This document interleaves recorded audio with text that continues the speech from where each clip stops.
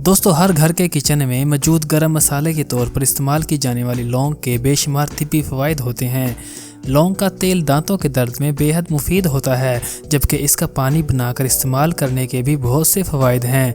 लौंग एक कुदरती एंटीसेप्टिक जुज़ है, जिसके इस्तेमाल से इंसानी जिस्म में मौजूद नुकसानात पहुंचाने वाले बैक्टीरिया का खात्मा होता है, वजन में कमी आती है और गले में सोजिश और सूजन में आराम आता है। दोस्तों, वीडियो स्टार्ट करने से पहले हमारी आपसे गुजारिश है कि आप हमारे यूट्यूब चैनल को ज़रूर सब्सक्राइब करें।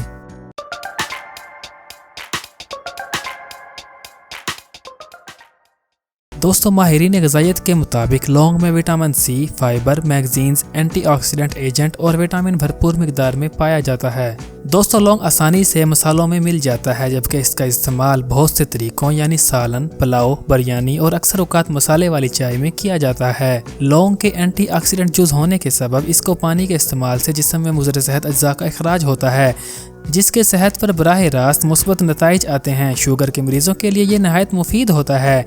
इसका इस्तेमाल से शुगर लेवल मुतवाज़न रहता है। लोगों के पानी के इस्तेमाल से आप दांतों की कई बीमारियों से बच जाते हैं।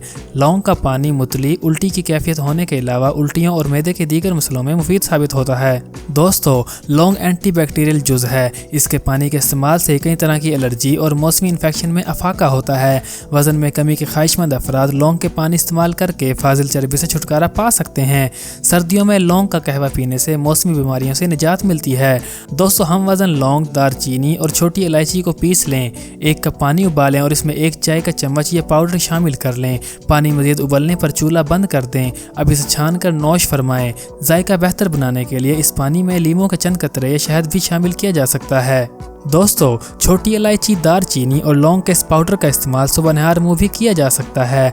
1 चाय का चम्मच फाँकने के बाद नीम गर्म पानी का गिलास पी लें। इस सफूफ के इस्तेमाल से पेट की चर्बी को तेज़ी से पिघलने में मदद मिलती है। दोस्तों, आज के लिए इतना ही। हमें दुआओं में याद रखिएगा और हमारे YouTube चैनल को सब्सक्राइब करना मत भूलिएगा।